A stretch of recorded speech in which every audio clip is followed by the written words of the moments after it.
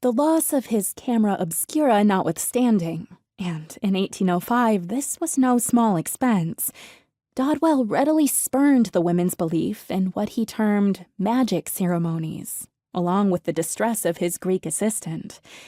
Yet Dodwell would have been troubled to learn that the ancient Greeks, whose ruins he devoted his life to documenting, with their high sentiment and standards of taste, were quite accomplished at performing spells, curses, and secret gravesite rites of their own. In fact, throughout the classical period, Greeks from all walks of life trafficked in magic with some frequency.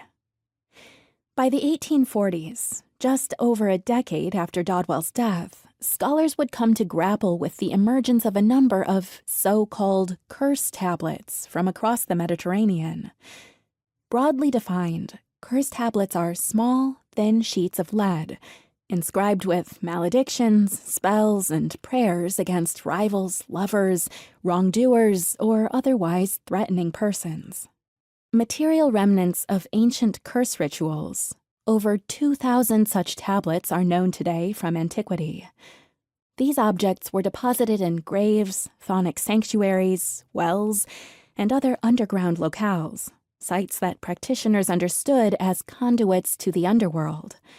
Curse writers could invoke the likes of Hermes, Hecate, Persephone, and Demeter, subterranean deities known for traversing the worlds of the living and the dead, hoping to harness these powers and bring them to bear against mortal opponents.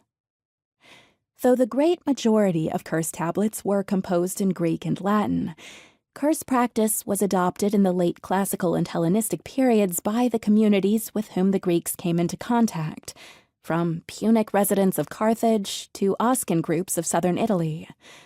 The Romans later spread the technology well beyond the Mediterranean basin, facilitating, through army and empire, the adoption of curse-writing rituals across the frontier provinces. Investigating the development and dissemination of ritualized cursing across the Mediterranean, this book provides a history of curse practice, alongside that of binding spells, incantations, and other ritual phenomena, in Greek antiquity from circa 750 to 250 BCE.